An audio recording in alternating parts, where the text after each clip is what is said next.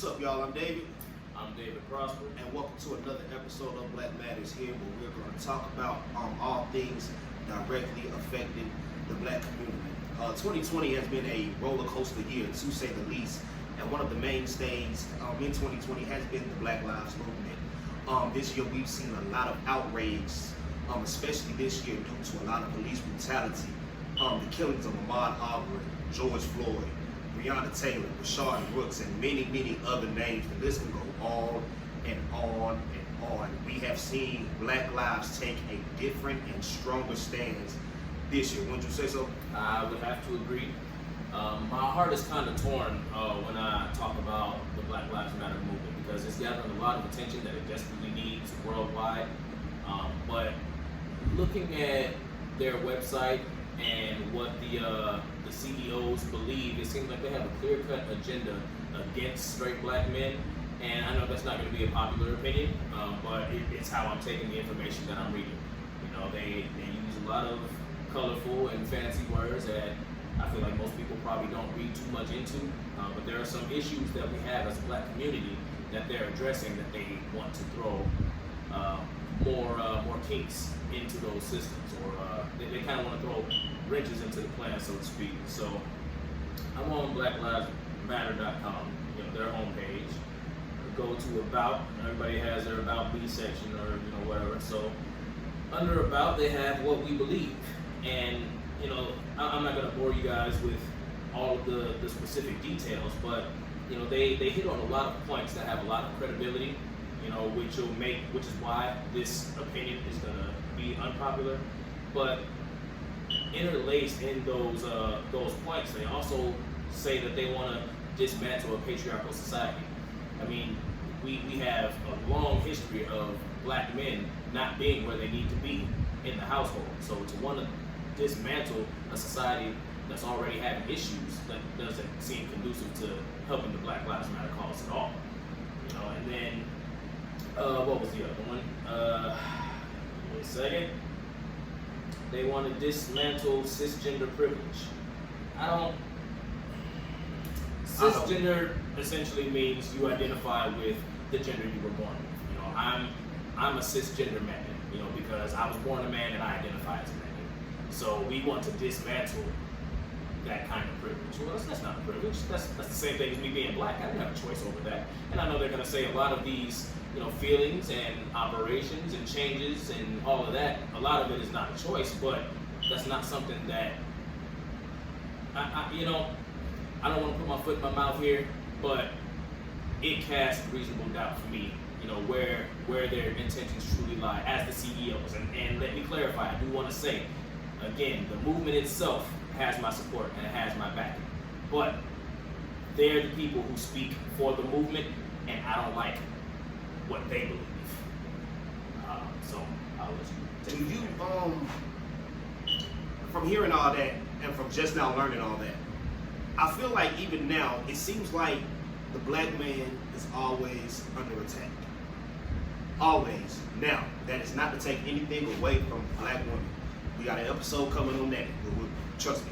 So that's not to take anything away from the struggle or from the plight or from any of that from the black woman. But I just feel like it seems like out of everybody that's attacked, the black man is always attacked, even within his own people. Why is that? When as the black man stands for strength. The black man stands for provision.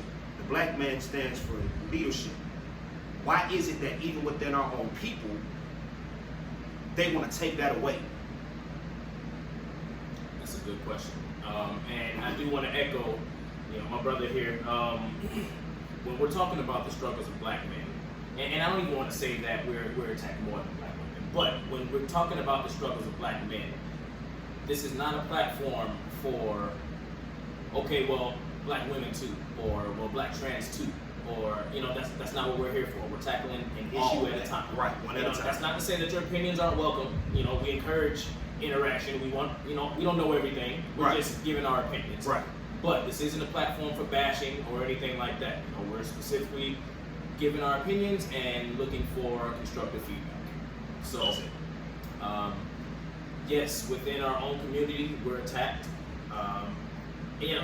I have a lot of, I don't want to say radical, but a lot of independent views. You know, I read a lot. I read a whole lot because I don't trust information that I get from anywhere if I didn't find it myself. And that may be me being hard-headed, that may be me being arrogant or whatever it is, but unless I can put my hands on the information or source it myself, I'm gonna look at it with a grain of salt because, you know, you can't trust anybody. You know, anything that's systematic or has government backing for me has lost all credibility. You know, they've proven that they don't really give a damn about us. So if you're not willing to open a book and, you know, take the leg journey to go to the library, if you don't have a car or whatever, you know, do whatever you need to do to get you some knowledge and figure out what's going on because nobody's gonna do it for you. And I think that's one of these. This podcast is going to actually force me to do that because I kind of know enough surface level, and then once I get the surface level knowledge, kind of form my own opinion around that, and I just kind of, you know, go from there. But this is going to be like you just said, constructive criticism. This is going to push me to open up a book and learn more and to dive deeper about what's really going on. You know, learning stuff for myself. That way I can have more information than just what's posted on social media or what's the most popular news article, this and that nature. You know, there's a popular saying, you know, right at the beginning of Jim Crow, you know, when black folks were just being able to learn how to read. If you want to hide something from a black man, put it in a book. That is true. And that holds true today. We don't read. Most of us don't read. And when we do read, you know, we read the fantasy novels, and I'm as guilty as anybody of those because, you know, I like to dive into a good fantasy and forget about all the extra shit that I got to deal with on the day-to-day. But you got to read some tangibles too. You know, you got to read where you came from. You got to read what happened, you know, before all the colonization, you know, throughout the world. You know, you got a whole lot of material. The thing about books is that people spend their entire lives researching certain craft. They want to be the best at it. They want to be the pioneer of, you know, this particular science or this particular math or, you know, whatever. They dedicate their lives to a certain research, and then they record it all and put it in a book. And we look at these books like they're boring or it's a waste of time. Like, man, get out there and learn something. What's next? Protests.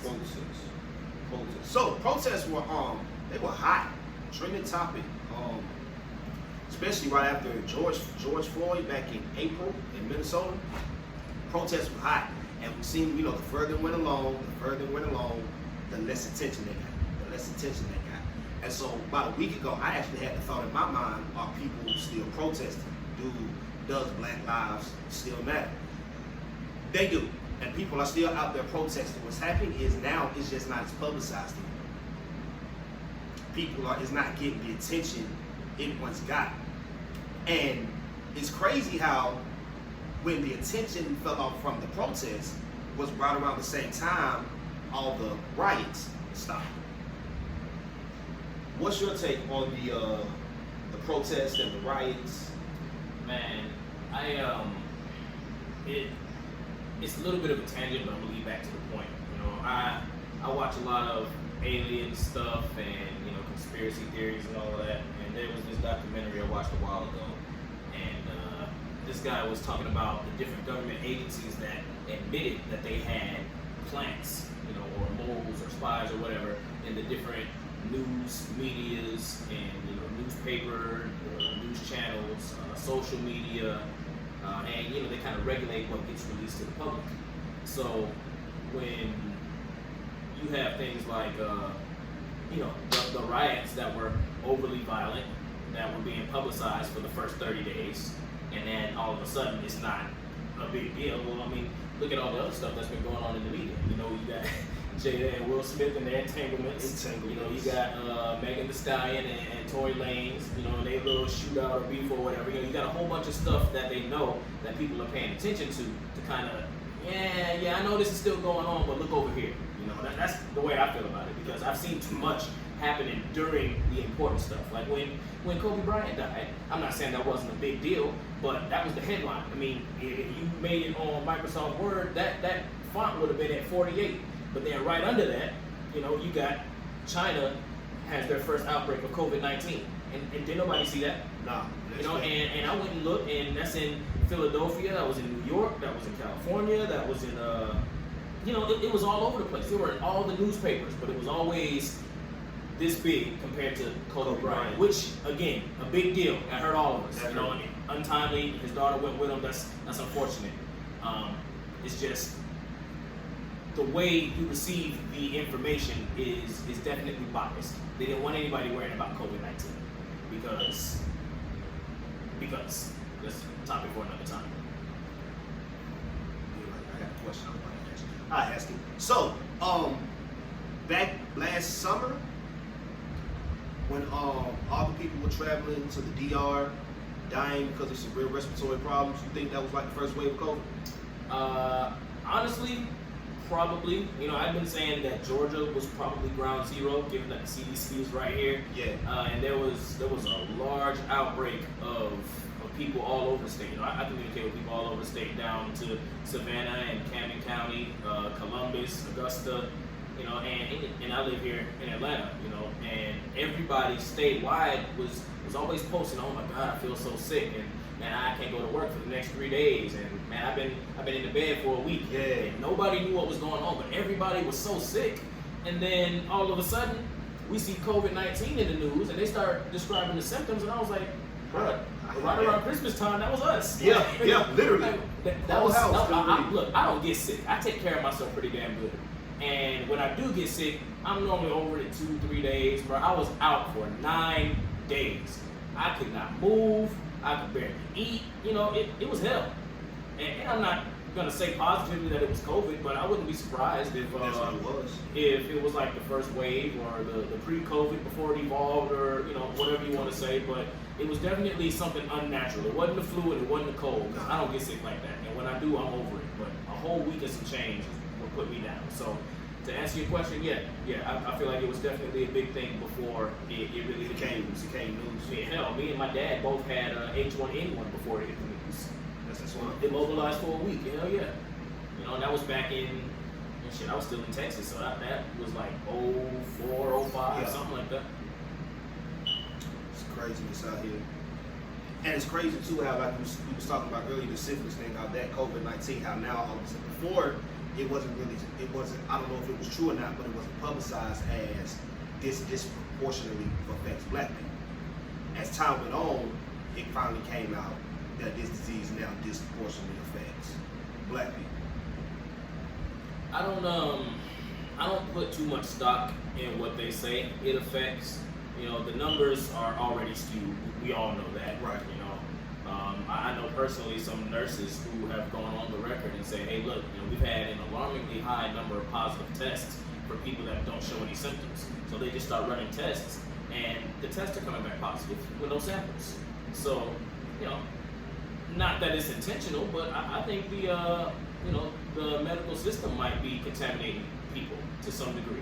People go in for standard stuff, I got a broken finger, and come out, oh, well, now I got COVID. The two aren't related, So I don't really know. There's so much information and there's so much misinformation out here. It's hard to really form an accurate opinion. And you don't want to come off looking like a dumbass or like you don't know what you're talking about.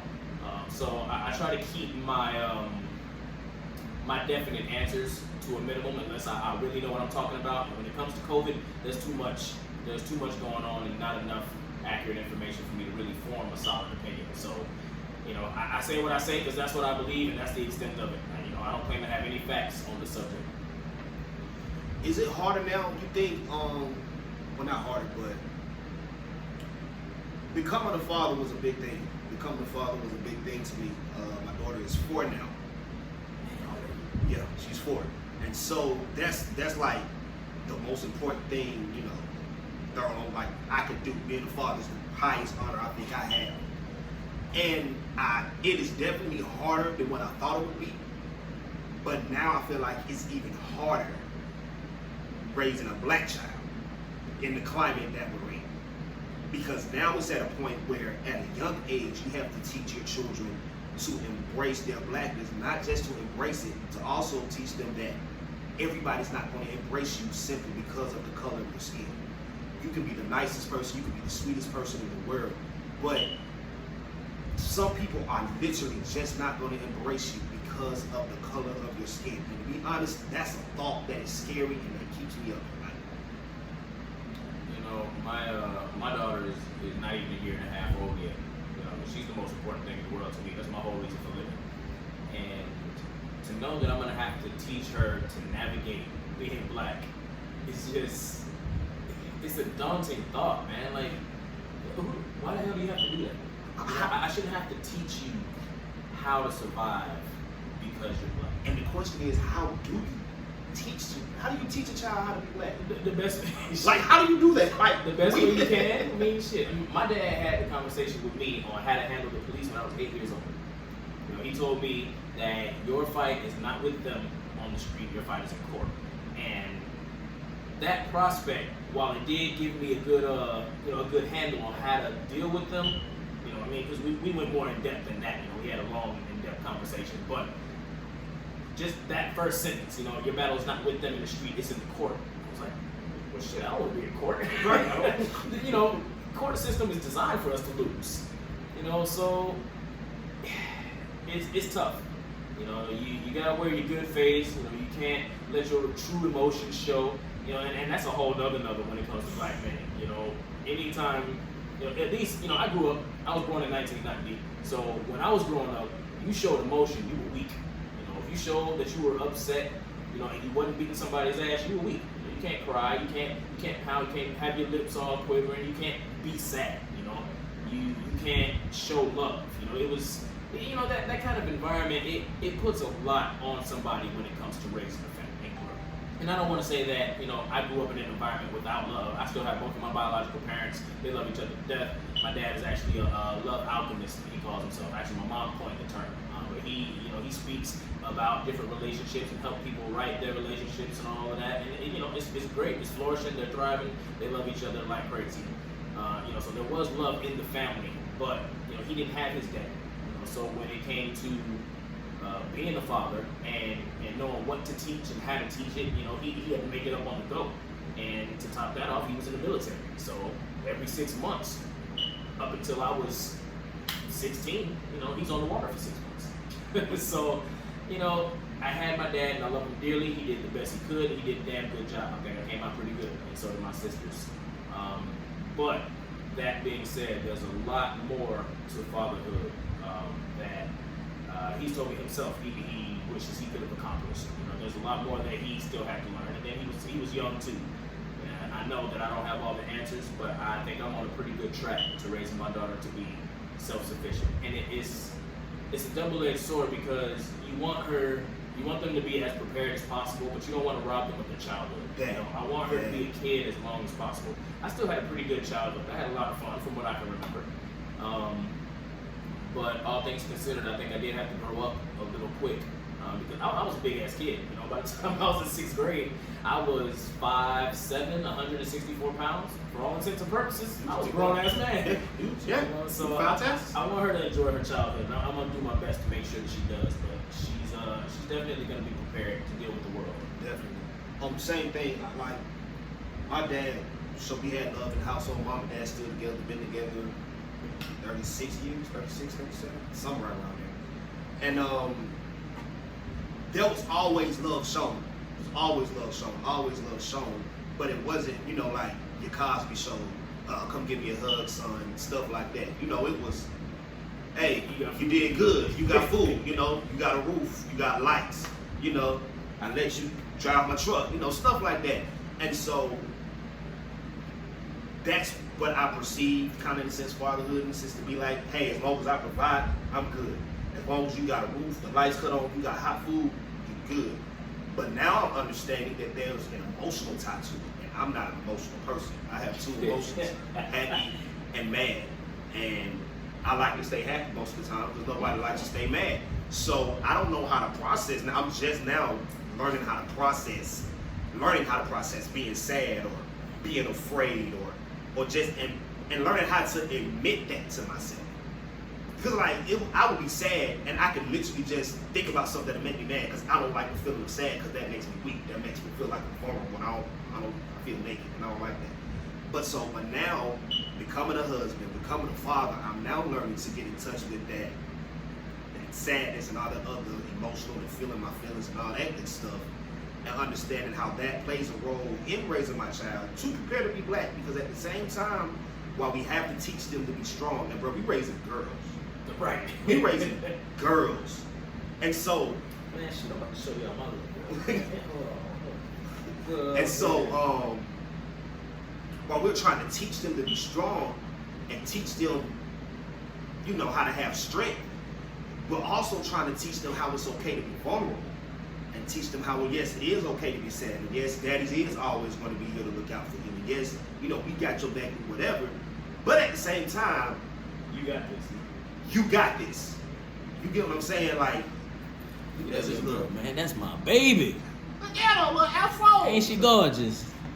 Oh, you showing yours on the screen?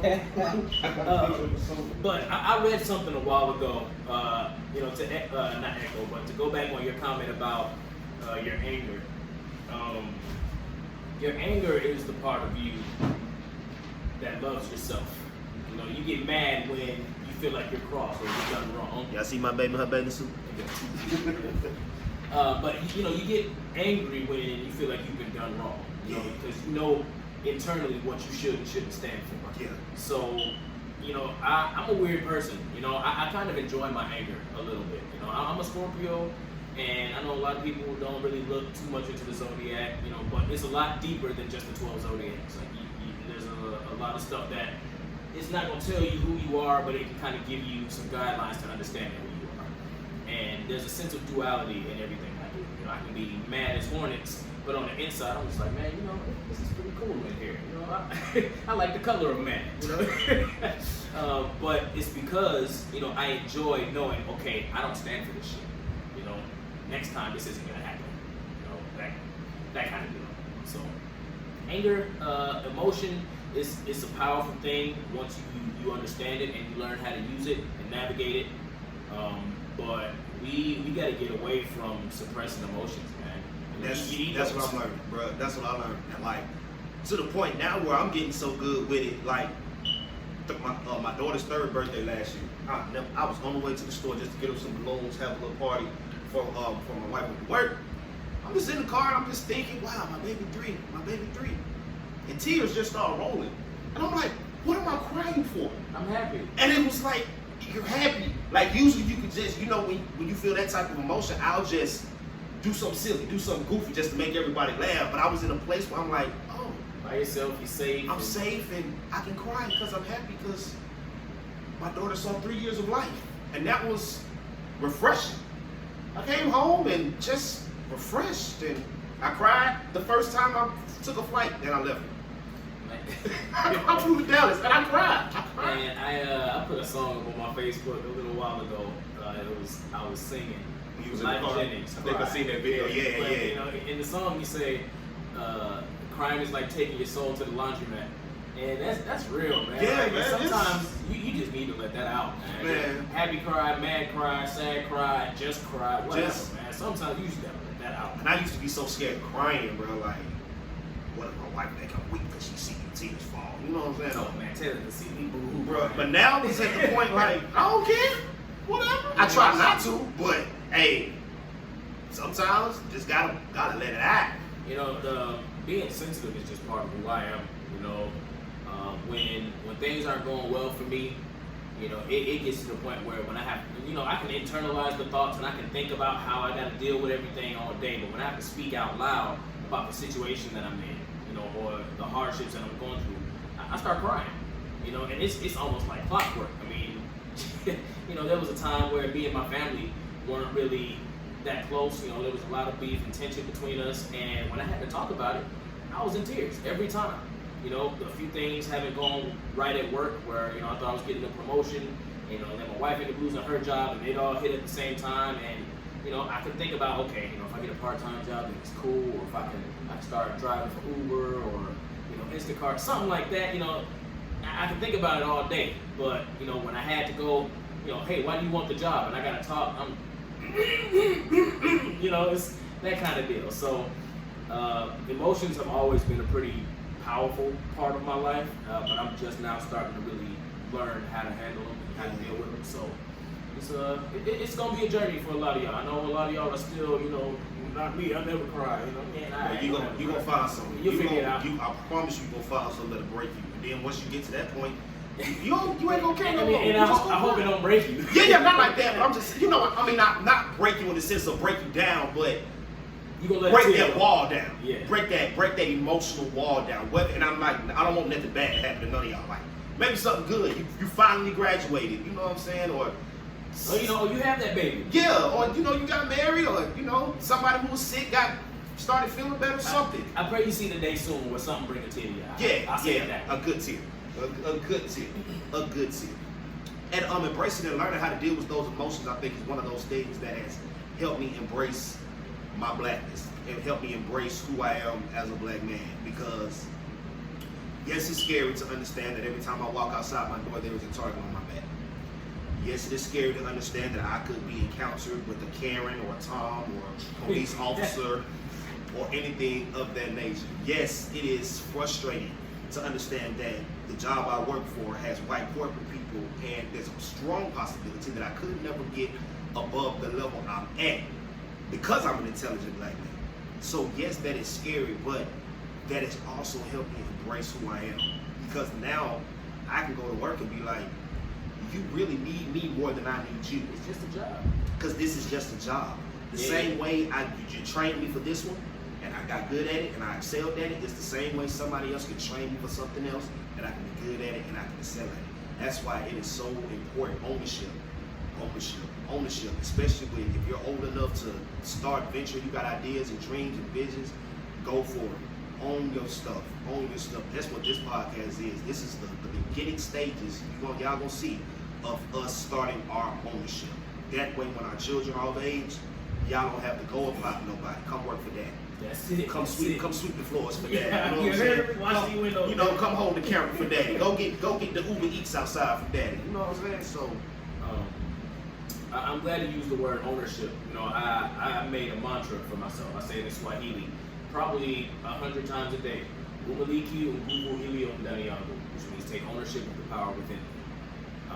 I'm trying to find one for my wife. I'm kind of leaving it up to her because everybody's mantra is going to be different. And I don't know if y'all subscribe to meditation theories or whatever, but I try to stay pretty active with my meditation, and that's one of the things that I've come across in a lot of my readings is that your words have power, your words have wings, your thoughts are things, that kind of thing. So I say it in English sometimes, but most of the time I'll say it in Swahili because that's what I choose to do. And that's another part of embracing, who I am. I'm starting to really learn how to be my most authentic self. The environment that I grew up in didn't really allow for a whole lot of individuality. Like I said, my dad was a kid who had kids and then went straight off to the military.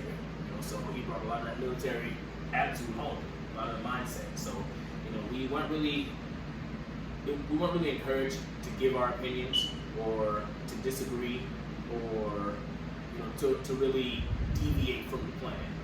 And then on the heels of that, as dumb luck would have it, I fell into customer service in my early adulthood. So I had a real yes man attitude, growing up. And I carried a lot of that into my adult life, and that ain't it, man. Nah. Y'all better stop telling people out here think you a scrub with the yes man. You better stop telling these folks no. It's imperative that you guys find who you are and you stick to it. Don't let nobody take who you are from you. And say be you. Yeah, Just be you. Just be unapologetic. And I'm learning this too. You don't have to apologize for what you allow, even if somebody else doesn't understand it. You do not have to apologize for what you will or will not allow for yourself, even if another party does not understand it. Well, say that one more time. You do not have to apologize for being who you are, for what you will or will not stand for, just because somebody else does not understand it. You have every right to feel the way you feel. You have every right to think the way you think. You have every right to do what you do. Do not allow what somebody else may not understand about you stop you from being unapologetically you. Because that's who you were created to be. Honestly, with all the likes, dislikes, trusts, and opinions, interests, things like that, it's miraculous that people can even coexist. Right. But ultimately, it's going to come down to one thing. People act the way they do because they want to. In that moment, this is what they want. This is what's going to bring them some kind of gratification or satisfaction. Facts. And you don't really have to analyze it any more than that. Yeah, you can bend over backwards and break your neck trying to figure out, well, why? Well, because at that moment, that's what they wanted. Right. You know, and it can be as wrong as you think, but to them, it was right. And if they're okay with the consequences, then it is what it is. Who cares what you think? And since the whole episode was heavy, we're gonna end it on a light note real quick. You heard about all the Kanye stuff? Yeah, That's kind of a good segue into it. Kanye. Go ahead. Okay. I don't think it's as deep as people are making. I do believe there's some mental illness that's a factor in it. But I'm starting to believe a lot of this is just who Kanye is. Cause listen, man, this isn't the first time he's done, like he said, some white supremacy type stuff. Remember the handshake and the hat with Trump, and then on the tirade he just went on at his rally. I'm starting to believe this might be who Kanye really is. Granted, I believe he is suffering from some, bipolar. I'm not taking anything from that, but there's a difference between having a bipolar episode and you just saying what you really believe and showing who you really are. So when it comes to entertainers, musicians in particular, I try to look at their most authentic self. When they're broke and they're struggling and they're hungry to make it in the music world. Listen to their lyrics then. That's when you really find out who they are. Granted, everybody's allowed to evolve and change their opinions and things like that, but they're speaking from the heart. And one of the things that Kanye reiterated was, once he got his money right, he was gonna act a damn fool. He did say that. He did say that. And he may have some mental illness on the back of that, but he said himself, once I get my money right, y'all can't tell me nothing. And he's right. He got his money, and he's doing whatever the hell he wants to do. So if he has an unpopular opinion about something, okay, you might not agree with it. You might think it's stupid as hell. You might think he's childish, whatever. That's not your fight. What? All right, so people care entirely too much what other people got going on these days. I have social media. I got Instagram. I got Snapchat. I got Facebook. I don't have Twitter, I don't have TikTok, I don't have this, that, and the third. Those are the only three I got, and that's just because I moved around a lot. I got friends all over the state, country. I don't see them all the time, so I keep in touch with them online. But I'm not posting up pictures of my breakfast, lunch, and dinner. I don't care who's wearing what today. I don't care who said what in the media. I don't care. And again, if that's what you want to do, that's what you want to do, and more power to you. But it seems like it's a lot more stress and a lot more grief than people need to be worried about what other people are doing all the time. Kanye don't give a damn about you. He got your money. He got your money. He got your money. I wish him all the best. I don't wish no ill will toward nobody unless they done me wrong. But I hope he gets better. Yeah, that's yeah. All right.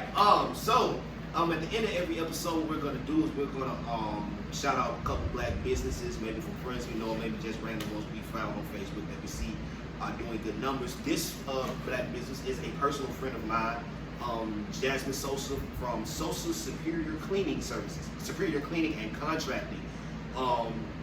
They will take care of all your cleaning and contracting needs for residential places, businesses, whatever you need. Hit them up on Facebook. They're Sosa's Superior Cleaning and Contracting LLC. Sosa's Superior Cleaning and Contract LLC. Y'all look them up. Hire them for whatever services you need. I promise you, you will be satisfied with the services that they provide you. And my shout out goes out to Daniel DeVille under the name Tatted_Hustle. TATTED_HUSSLE. Tattoo artist. He's got a clothing line if you need cell phones fixed, iPads. He's an all-around renaissance guy when it comes to the businesses. He can get it done. So check him out on Instagram. He's got a Facebook page. Dutch DeVille is what it'll go by. So check him out, man. Get him some business. Does good work. All right, man. We appreciate y'all for tuning in. What we're gonna do, we're probably gonna leave our cash apps at the bottom of this comment if y'all want to donate anything until we can set up something more permanent for the actual podcast in itself. We promise y'all every penny, every dime you donate is gonna be used to help and build this podcast, whether we buy equipment, get studio time, or all the stuff that this podcast entails. Any thoughts, questions, anything you want us to talk about, you can leave it in the comments or our email. We'll put that in the link in the comments as well. Again, I have been David Crochran. I'm David Prosper. We thank you for tuning in to another episode of Black Matters. Peace. Take it easy.